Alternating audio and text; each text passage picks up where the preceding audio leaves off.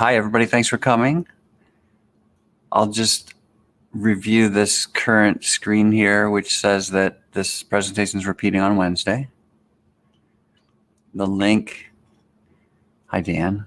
The link is for a PDF upload of this presentation.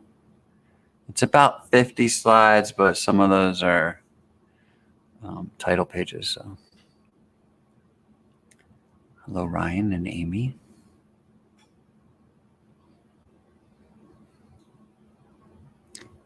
This past weekend in Pasco, we had the hydroplane races on the Columbia River, a big event.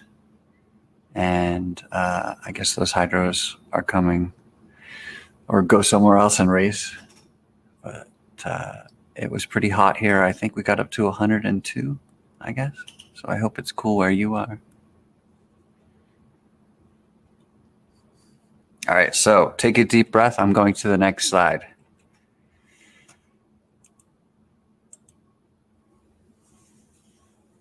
For us, school starts on August 31st at about 7:44 a.m. And my students get really mad when I put up this timer at the end of the school year. But Phineas and Ferb lied to us. There's not 104 days of summer vacation. I don't know what calendar they were looking at. Earlier this morning, there were about 36 days, 1 hour or so. I think it's 35 days and change now because we passed the start time.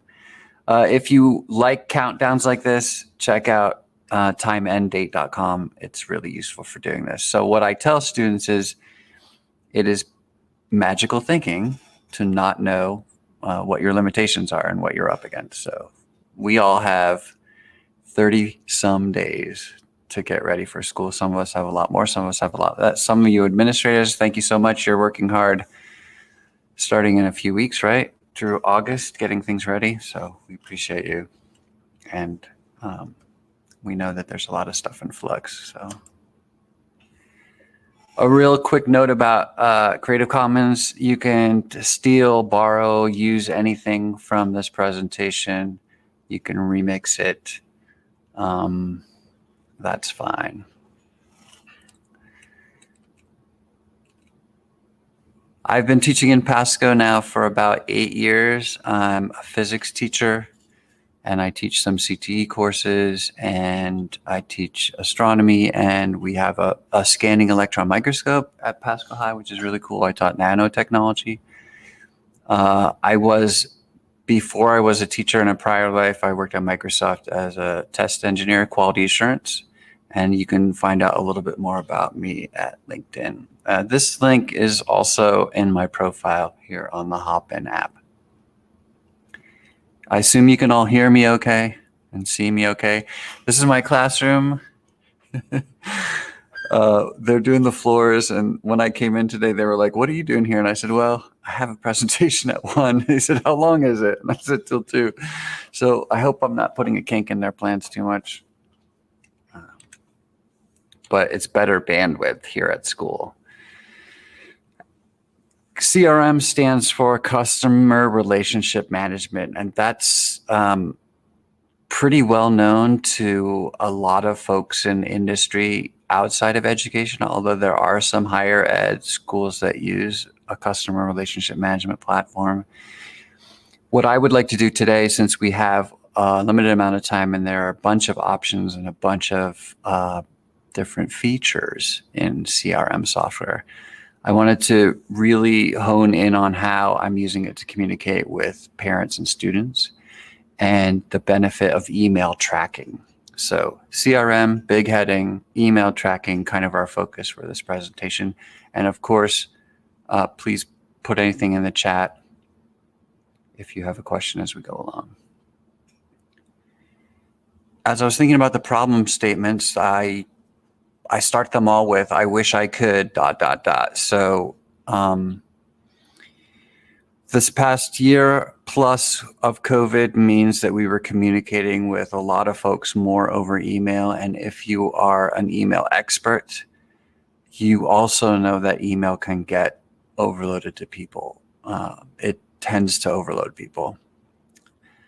I wish I could keep better track of email interactions with a given parent or a guardian or a specialist, a support team for a student or the student themselves.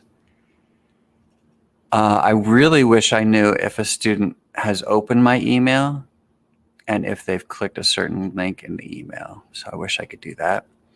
And then since I teach CTE, many of you know CTE has advisory committees, and I have folks that I'd like to keep up to date on events and topics in my classroom over time. So I wish I could keep better track of all those stakeholders or contributors or folks that I'm trying to recruit to my advisory committee. The advent of Zoom has meant that you can have an advisory committee from anywhere in the state, country, world. And so wrangling those folks, keeping them informed and up to date would be key. So if I could have all of this, I feel like I'd be a little bit more productive. So here's some assumptions that I'm making at the outset, and you may agree with these, you may not, but since you're at this talk, I assume you probably would agree that email is not going away. A footnote there to Mark Twain's famous quote about his death was exaggerated. And then there's a whole website when students say email is so boomer or beyond, earlier or later than that. The point is there's a whole website devoted to the topic that email is not dead.com. So check that out. It's kind of funny. A lot of stats. We do all get too much email. I will give you that. And yet some email gets our attention and does that successfully. Either we want it, and we'll talk more about that, or it meets a need that we maybe hadn't perceived yet. It is true that many students don't like reading, writing, or processing email. That's just a fact. And yet, again, being an adult involves a lot of things that they don't like to do. And one of those is whether you like email or not. I think if some of us think back to our first email we ever wrote, we'd have to go back pretty far. But we can also think back to some pretty significant emails about jobs or IRS refunds or audits that were really important, and they came through email and through letters too. But yeah, email is still pretty much a quick way to get a hold of people. This whole talk is agnostic of whether you're a Microsoft or a Google district. This concept should work for Google Classroom, for Microsoft Teams, Microsoft Outlook, Gmail, etc. All right, so with those assumptions out of the way that we have to kind of deal with email, let's just cut straight to the chase. We're going to talk and go over this a little bit more, but let me walk you through what you're seeing on this screen, because I think this is the key for this talk today. In March, I sent an email. We had just started our third trimester. We're a trimester school here in Pasco. And I sent 33 emails. They are not all listed in the screen capture that I got. What I noticed is that 45% of those emails had been opened. 6% had been clicked. So I had a link that I thought was useful, and only 6 out of 10 thought that was useful. And 6 out of 100. Sorry, that's what 6% means. 54.5 were unread. Of course, 100 minus 45. None of those emails had failed. I think because I had already called out those emails that were bad. I think it's fair to say that all districts struggle with bad email addresses or changing email addresses for their students or parents. And so I wish if I could have one magic wand thing, I would wave that and make sure we had updated emails and phone numbers and addresses for all our students and parents. It's just not going to happen. So the table that I get lets me drill in on people that maybe, so the check boxes to the side let me filter or find people that maybe click that link. And so I could follow up and say, hey, did that link make sense to you, that information? But notice that some emails were opened multiple times. That's a pretty good indication that that person's engaged with your email. Some emails are opened once. That could be maybe a spam blocker or a spam filter on that system. And so even one open might not be a good indication that somebody had opened your email. And so this is kind of where we're headed, what we're trying to do. And what I want you to do is maybe think right now about what you could do if you had this information for every email you sent, like to colleagues, to people outside your district, to parents, students. And in a way, when we sit and read our email, we are a provider of services or value, and those are our customers. And so we would like to get feedback from our customers about what our communications are doing for them. So let's do a brief overview of what exactly CRM software is. And to facilitate that discussion, we'll just break it down. Customers are people that you're trying to get to do something. Maybe I'm trying to get a parent to help their student engage, or maybe I'm trying to get a parent involved in some kind of activity, or maybe I'm trying to get a student to engage with assignments, etc. Those are our customers. We are providing something to them, and we would like them to engage with what we're providing. Relationships, really, it's about communication, and that communication needs to happen either spontaneously or in a scheduled way. And information that's most useful generally has a call to action in it. So how do we know if that call to action has worked? And then management, I have a pretty good understanding that I'm asking you to maybe think about adopting a new application or system or change your workflow in your day-to-day interaction with your email, with your information flows. And I realize that that comes with a big headache, but management in the end is supposed to be making us more efficient. So if you haven't ever checked out Capterra, let me copy this. Can I copy this link? No. In the PDF, you can click this link if you're reading along. The buyer's guide defines CRM software, and so I'll let you read that. It's very business focused. I'll make no apologies about that. And yet it is super focused on getting information out to potential clients or customers, and then getting feedback on whether that message that you sent or that information you sent was being acted on or not. It also, CRM software is trying to keep track of who is in your network and out of your network, and who you might need to follow up with. So remember, in a perfect world, everyone replies to every email you send in a timely fashion and performs an action that you need. But as the sender of the email, as maybe the requester of information or the person desiring some follow-up from someone, you need to keep a calendar on your side that says, hey, I sent that a week ago and they haven't replied yet. Let's follow up.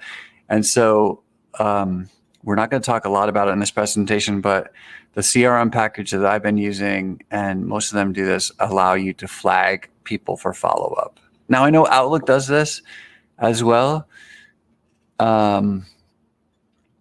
So that's not the only reason to adopt CRM, just to get the ability to flag people for following up on tasks and things.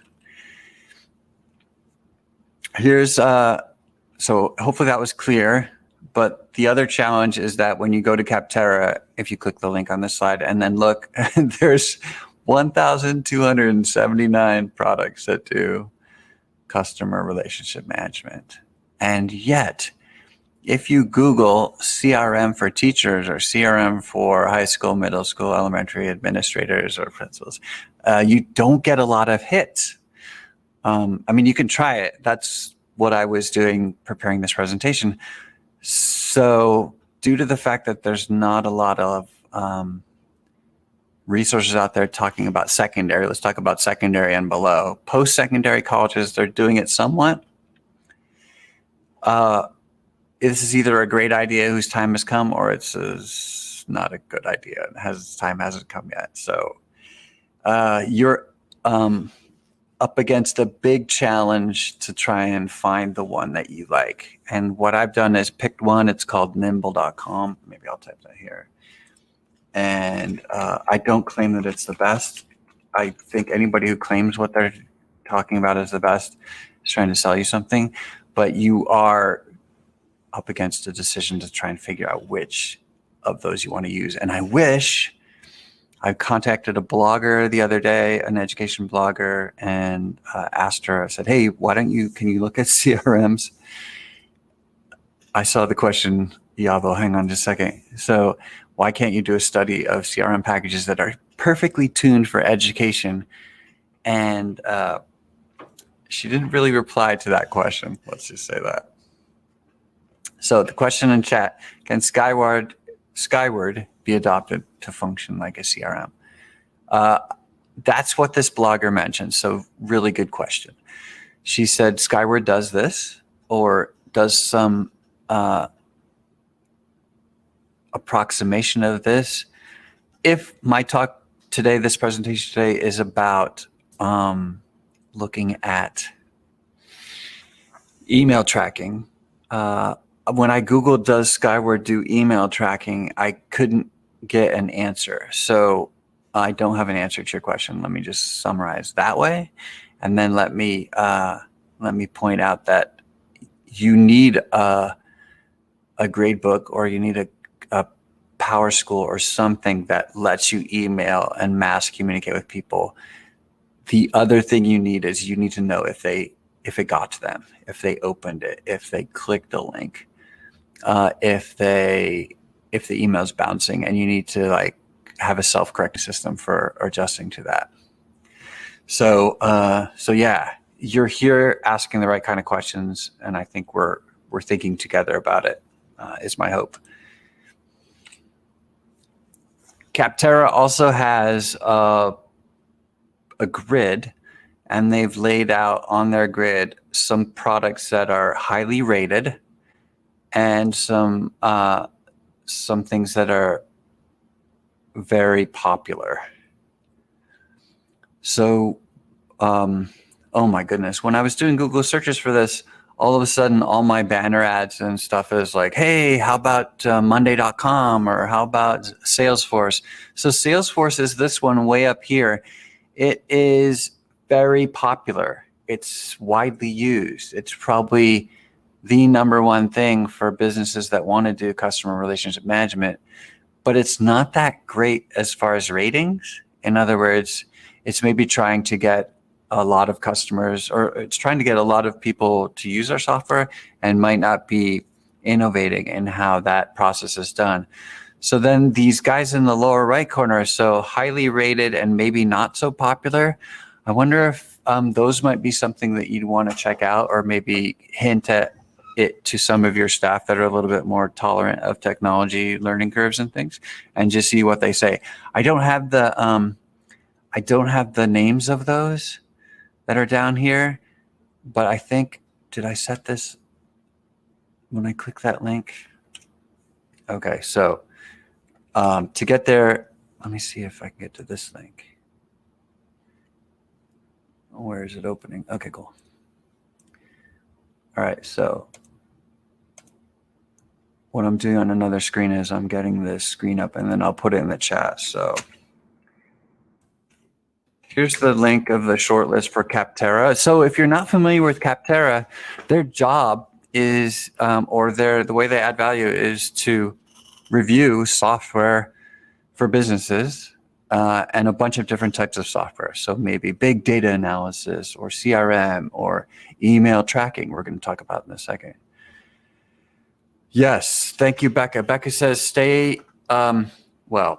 beware of Salesforce, because it can be kind of like overkill for so many features, so much stuff that it offers, that it doesn't really focus in on what you need or what you want to do. So yeah, good point. And it looks like those ones in the lower right, Sales Flare. Wow, kind of similar named. Oh, this one, here's the presentation. So this one with a check mark in the lower right quadrant is called Less Annoying CRM. I mean, that kind of had me at the name, right? But again, one person's annoyance is another person's lack of functionality. So yeah, I wish I had a silver bullet for you in this presentation.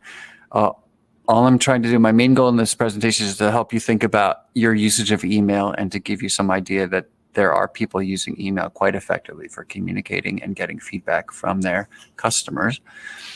And we all get emails from companies, and I'll talk about that a little bit in a little while. And they help us, right? So our goal is to maybe send email that we can tweak or we can get better at. So let's take a look though at email tracking. So you have this big universe that is CRM, you have a bunch of apps, and you have this concept, which is like, what is email tracking?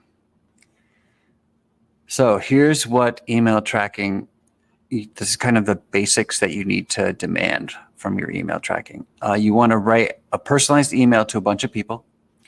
You want to see who's clicking the links that you put into that, like who's clicking on the link for the school calendar, who's clicking on the link for the counselors at your school.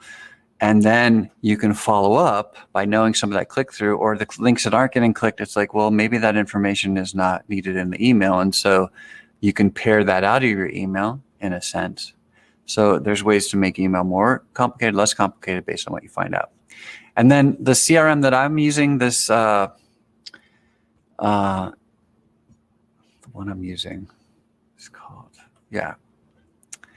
it has an option that lets me click on people and find their social media presence. So I was trying to get someone to come and talk to my class. Pretty soon the email bounced and said they'd move companies. I clicked the link that says find their social media presence. It found that person. It found out that they were at a new company. It found their new email address, and I emailed them. I tracked the email and I said, hey, were you still interested in talking to my students? I know that that person opened the email, but they haven't replied.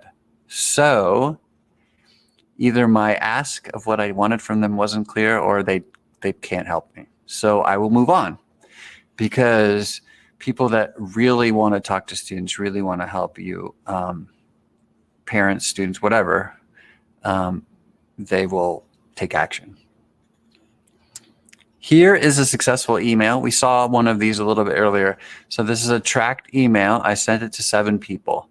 85% of people opened the email. One person didn't open it, and I think they might have, their job description might have changed. And then a bunch of people clicked. So almost as many people who read the email also clicked the email. So that tells me that I was successful in providing an email that people perceived as valuable. So pat yourself on the back, but then remember that you have to write more email eventually. You have to keep that up, providing more not interesting content, more relevant content, more useful stuff. What would happen if I clicked over here? Notice that these are light blue links. When I click on this address C, I would get more detail on what links they clicked. Let's say I had 3 or 4 links in the email. And so that type of breakdown is perfectly doable. Let's see, this is another one I sent. Again, really good response rate, same group of people. So I'm going back and forth between 2 slides. I sent some, actually that's a repetitive slide. So let me move on. I sent another report. I added somebody, that person to open the email, they clicked as well. And then I didn't get as many clicks. This was a little bit later in the summer. Maybe people were off on vacation or were getting ready to. So they opened it, that was good. And I didn't get much engagement on the clicks, and that's fine too. So I would look back and say, well, what did I send in that email? This email failed. So do you see why it failed? It wasn't opened by very many people, and there was nothing to click. So the clicks is not important, but this email was sent right before spring break to students. Not a good call. So remember, people's email, they tend to sort it kind of as it comes. And so all you have to do to remedy the situation is send the information again, maybe in a different way or in a more enticing way. So, you know, Costco does this in their emails or whatever. They send you an email and say, hey, last chance for barbecues for the summer. Oh, summer's getting away from us. This is your last chance. You know, they're going to start marking it down. So the analogy breaks down, but what are they saying in their next email? So here's a little bit more detail on how I used it, or this is the key wins that I've noticed. Personalized emails to students.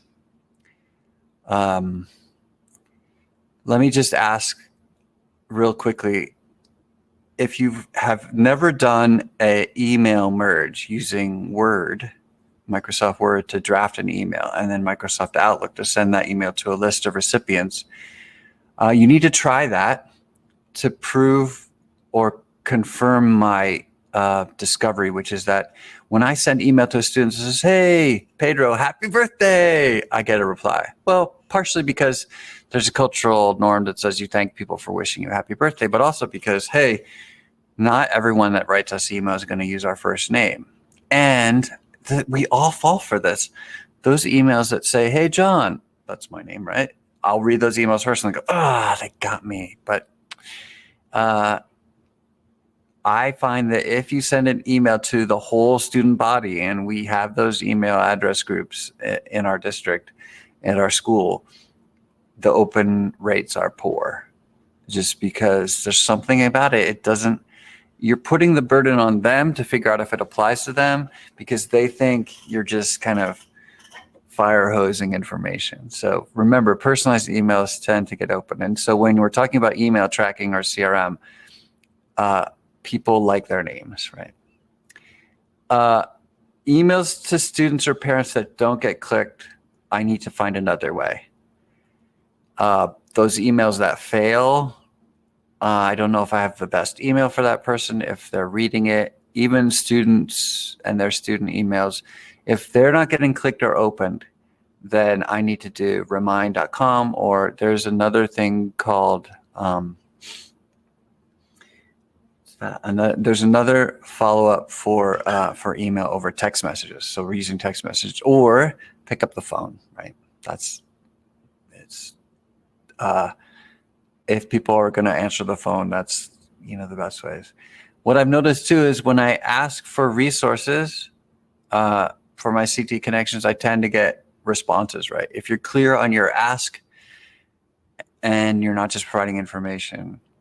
And I also, during the last school year, would make personalized videos showing students the grade book, what I was seeing, telling them what assignments they could do to pass or improve their grade, or breaking it down for them. Those emails tend to get clicked, right? Because it's tailored information. And I know this is difficult to mass produce, but those emails have no problem getting through. And then when you can send it to parents too. So the struggle is real getting people to read email, but there are wins that you can realize. It's about 1:30. I'm on track, I think. So feel free to interrupt or ask questions or whatever. Here's some limitations. I sent this email in July. Okay, an email to students during the summer does not get opened. Wait, it does get opened, 100% opened. Wait a second. They all got opened on the same day. Okay, so beware. Some of our districts have email filters that got an email, opened it to make sure it wasn't spam, and then let it forward through. So that triggers an open to some CRM softwares, especially nimble.com. That's the one I'm using. And these are not real people reading my email. So please don't rejoice prematurely because of technology limitations. Also, many of you have seen this. Sometimes you get an email in your Outlooker and the images aren't filled in, right? They're just placeholders, and there's some text instead of the image. That's called alternate text in the internet. So some email clients actually block images, and the way these email tracking systems work is there's a little image that you can't see. It's like very small, and it sends a message back to the email tracking server that says, "Hey, this person opened this email at this time, and they did it today." And then you can get a bunch of information from that. But if your email client is blocking that technology, these are called beacons sometimes, because these little images send a message back to the CRM servers, yeah, we don't know if that person's really reading it. So sometimes you're underreporting even what people are reading your email. It's a struggle. I had a web page that I can forward to you that talks about what you can do about this. Part of it is you have to put a picture in and put the text in that shows, instead of the picture in most email clients, that really invites people to click on it. So having picture-rich email that entices people to open it tends to get more responses. So it's just a content thing. It's what helps us all open email about things that we're interested in buying or finding more information about. There might be some limitations. This is a big moneymaker for CRM or email tracking companies. So they'll limit the number of messages you can send that have that tracking, because what they have to do is put in this little image and then code it to that person that you sent it to, and then look that all up in some database that they create for you when you send that email. So there's quite a lot of technology under the covers for email tracking, but well, yeah, so interesting for you to know, and interesting for you to know that that's not easy to do or free sometimes, and so that affects how much you want to use it. This is kind of a dumb slide, but what I realized as I was trying to learn it is that if I didn't use it, if I didn't practice it, then I lost some of the skills that I was trying to learn. So my learning curve kind of went back again. And you might need to rethink how you're doing your email. So a lot of these CRM softwares or email tracking, they have a plugin in Outlook, which helps you kind of adopt that into your workflow. But then it's a matter of just using it. So whenever I found a blogger, I was going to email her about CRM in education. And I said, oh, I should send it with my tracking. So then I know if she's reading email or how she's reading email. And boom, it came back. And it's like, this blogger, open your email from Issaquah. And I say, what? I didn't even know they were in Washington. So you find out a lot with those little tracking. And I know that sounds spooky, but, and you might think, is this FERPA? Is this real? Is this? So the way I look at it is parents give permission to their students to use a district provided email, and the district owns that email. So your district needs to be consulted if it's appropriate for you to do this. It is being done to us on all of our personal emails. We are getting this type of email constantly. Every email you get probably from anyone that's selling something is tracking that email. So let that sink in. They know who you are. They know where your IP address, it's another one of those scary things that we kind of take the cover off a little bit. And it's like, oh no. But yeah, it's true. Let's see. I want to make sure I have my Nimble up here. Okay, good. Okay, so let's talk about a demo. I just want you to see what it looks like and answer any questions you had. So here's what happens before this demo took place. I went to a company. I said, yeah, let me try it. I gave them my district email. I gave them my district email password, and they pulled over. They sucked it into their system, my address book, and they started looking at my emails. And this is what came out. So on my screen is, this is nimble.com. So let me, yeah, I typed it a little while ago, but I guess I have to type HTTP. Remember, of the 16,000 CRMs, this talk is about one of them.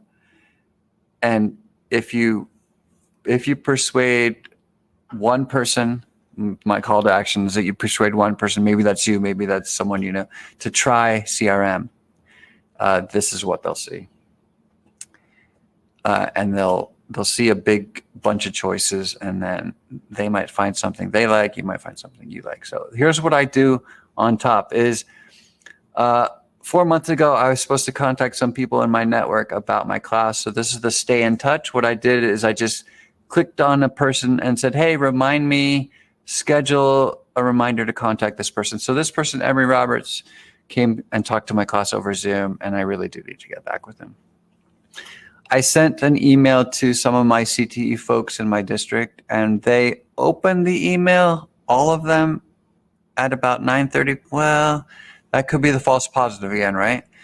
And this is the blogger who opened the email about classroom newsletters and MailChimp. I'll get to that in a second. And then this is my calendar, so it knows my calendar.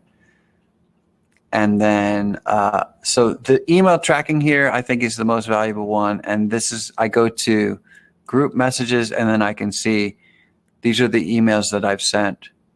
And you've seen some of these screenshots. And so this is an email sent to some graduating seniors, and I was testing this system. And so when I clicked here, I could see that this student had these interactions with me. So I sent her a birthday email. I told her about FAFSA. Yeah, I send students a lot of email, and not all of it gets read, or not all of it gets perceived as valuable to them. This is a bunch of stuff in my contact list. So once again, go to the front page. I'm tracking email. I'm tracking people I need to keep in touch with, and I'm keeping track of events. That's kind of the basics for me. There's some other things about some deals like money. I've yet to wrap my head around exactly what this means for a teacher, right? Like, what is my, I guess the product I'm selling, sort of, or the negotiation or the deal I'm trying to make is, please come to my class in September, October on Zoom and talk about what you do in your job. And so I'm sending out emails trying to get people to take me up on that offer or that need. And then I'm booking them, and then I'm following up with them. And then, so in that sense, I'm tracking down people in industry outside on Twitter, right, or Facebook, and trying to get them to engage with my class. And Zoom makes that possible. And this is a way that I can track who they are and what they are. The cool thing is I can tag people, how I found them, what they're doing for me, or what kind of value they're adding to my class, etc.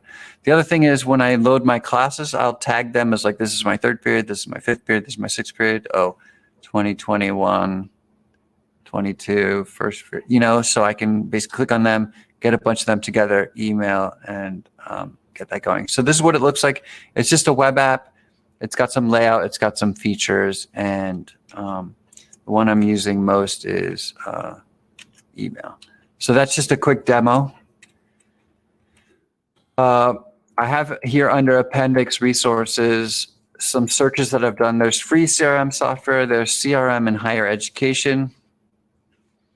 I don't know. I teach a course for Central Washington University in physics. I pinged my my liaison physics professor there and asked him if he does or would see the value in this. And it's not really about that for individual professors. It's maybe about a big department at the school, like financial aid, trying to communicate with students and make sure they know options or what's available. So we're either at the beginning, like I said, of something that's going to be really useful and like essential or necessary, or we're barking up the wrong tree. When it comes to email tracking, I don't think I am. If you do decide to try, there's fees that kick in, so be careful of that. And then remember that free is, you know, if it's good enough, then free is a great bargain. But then there's some limitations that you might hit up against. So let me walk you through the flow of sending a tracked message, and just so you get an idea. So this is in the CRM that I was using, and these are the kind of steps. So this is the one I sent to a couple students that graduated. I basically found their email. So our emails, they'll stick around for probably another 6 months, and then they'll delete them. But I thought it was fair. And I warned them. I said, hey, you know me, I'm sending email, I'm trying something out. So I didn't, you know, I wasn't spamming them, but at least I warned them. So So this is what Nimble says. Nimble calls these group messages. So these are tracked emails. I'm setting up a tracked email. Each person in this list will get a personalized copy of the email. And then I'll track and find out whether they clicked on it, what they clicked on.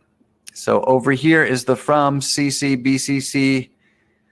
And here was the interesting thing. This merge tag says, hi, first name. That means guaranteed that's going to be their first name in the email. They're going to think, oh, you sat down and typed this for me. Oh, how sweet. It's like, no, not necessarily. Sorry. But I'm thinking of you, right? So this is the email I sent, and then I sent them this link, and I was testing something. So you can define templates up here. So if you're sending an email this is your weekly grade progress, if you can get your weekly grades into a spreadsheet or something and then get it into the contact. So yeah, there's a bunch of steps. But merge tags are there. You can put links in and you can even attach files. So maybe you can download a file for that student, but I don't think it's per person. So you start to run into the limitations here. But maybe there's companies, or maybe Skyward does this, or maybe they will write a personalized email that's trackable to any student or parent that will attach a different file for every person and then attach a comment that's specific to that. You know what I'm saying, right? It's like you're kind of writing your own progress report. And if the district has that, you're great. At the bottom of this, I can send it to that list. That's good. So I can send a test messages myself, and I can actually don't track it. Like, you know what? It's not important that I track this. So because this might count against something that you're paying for, right? Tracking your messages. So those are the 3 steps. Set up your recipients, draft the message, send it. In certain countries, if you send mail through an automated process like this, you have to provide an unsubscribe link. I don't think that's applicable to all of us that are on a district email system, because the district owns that email and you're using it for district purposes. So yeah, it's not, I don't think it comes under the jurisdiction of GDPR or CAN spam, but I could be wrong, right? Oh yeah, sending to parents or guardians. That's remember when text messages cost money?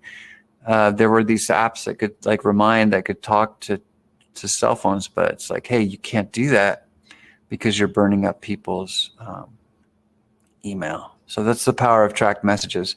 So when I sent this to them, none of them had opened it yet. And then all of a sudden they had both opened it, but the one I sent to Raymond, I didn't click on at all. So this email had never been opened officially by me or him, as far as I know. And then I opened the Martha one, I'd clicked on it and opened it. So every time I opened it, this counter went up. Every time I clicked the link, the counter went up. So this was my little kind of, sanity check that I think these are working the way it does. So, okay. So this was the caveat we talked about. Open emails. Some email systems might open. Raymond hadn't. Martha did. It looks like it does show open, multiple opens. It doesn't show attachments that were open. That might be something you want to know. And it doesn't show if the email was deleted. I don't know if opening and deleting is the same thing in the system. And then this was, now when I go and click on everything I've sent to Martha, I can see all my interactions. So really nice to see emails that I've sent to that person, what the contents of those were. So when that person says, hey, how come you don't reply to my emails? Some students say this, right? And I say, dude, I've sent you like 10 emails. How come you only read the last few that I've sent? It's a way of helping verify that something that you've sent has been or hasn't been open. So we talked a little about Salesforce. These are some other CRMs. Zoho.com is another popular one. Zendesk is, I sent Zendesk a question. I said, hey, do people use this in secondary ed? And they said, yeah, people use it in post-secondary all the time. I said, it wasn't actually my question, but they will claim that they're doing it for you. And so maybe you sign up for a trial and then send them all these questions like, did you do this? Do you do this? Email tracking? Do you do this? Unlimited for free users? Or, can I do attachments? Can I do links? And once you get that criteria, then we know something's going on. I've reached out to Nimble a couple times and said, hey, I'm giving this presentation. I've been using your software. Would you like to know what teachers think or what they need? They've gotten back to me, and then I'm going to wrap it up. It's 1:45. I'm still watching the chat. If you have any questions, I pretty much going to say there are things that do email marketing. So if you go to your email right now and search for Constant Contact in quotes and MailChimp in quotes, you will find a bunch of people using these two. This is email marketing. This is email tracking. These people do amazing email templates and things. And maybe this is all you need. So forget everything I've said about CRM. If you go away from this talk and want to try one thing, maybe try email marketing. So this is Constant Contact. This is a link. And they are talking specifically how people in K-12 education are using Constant Contact. So they know what we need, or they are trying to scratch our itch, let's say. This is the blogger. One of these is the blogger that I contacted. I think this one is, and this is how to use MailChimp for middle school teachers writing newsletters, etc. Information home. This is Erin Wing. She's the one that replied to me.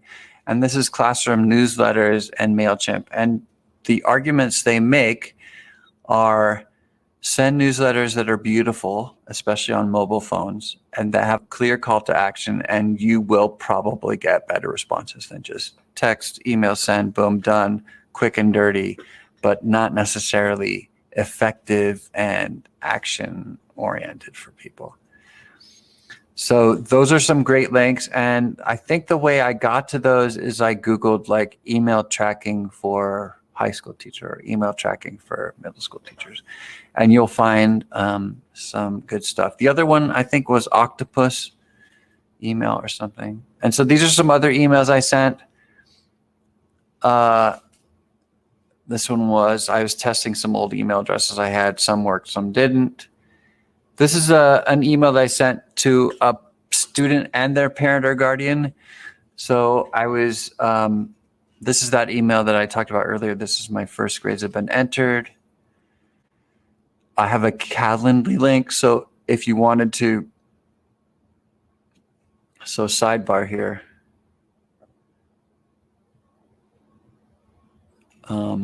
So Iabo asks, what's the one CRM that can monitor email, phone calls, and general student notes outside of Excel spreadsheet?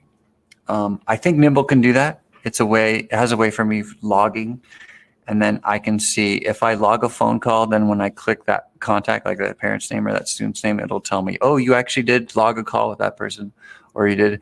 So in a way, this is like the best spreadsheet kind of solution ever. All right, Becca says that we use MailChimp and NCASD. Distribution lists and management of those. No way to automate. Yes, exactly. So Becca points out that none of this works unless you can get a list of email addresses with an intelligent tags like this is my 8th grade class. This is, this is my specialist class. This is my, yeah, that's the point. We have to get from our email system an address book or a list of students that's useful, and nobody likes to type that stuff all in. So yeah,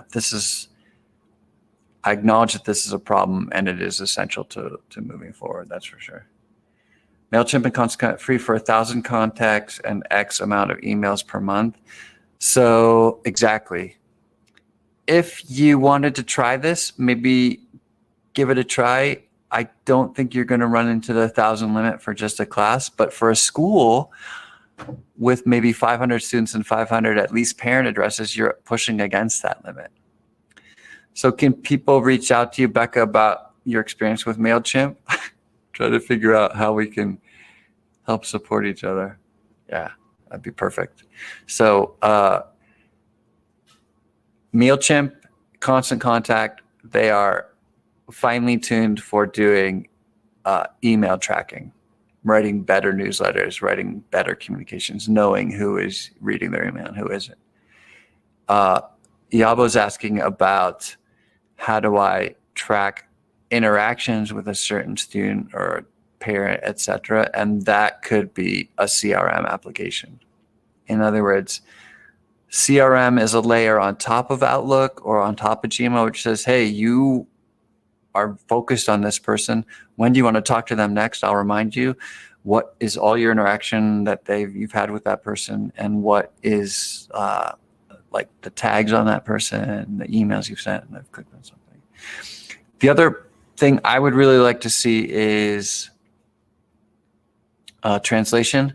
So we're 78% Latinx, and so I really need emails automatically translated to Spanish, and then back the other way. The app I couldn't think of a little while ago is called talkingpts.org. This is so it's probably a little bit not in great taste to talk about a text-based service that helps you track things, but this is a texting service that does auto translation. So if you say this contact wants to be talked to in Spanish or Russian, you can do that, no problem.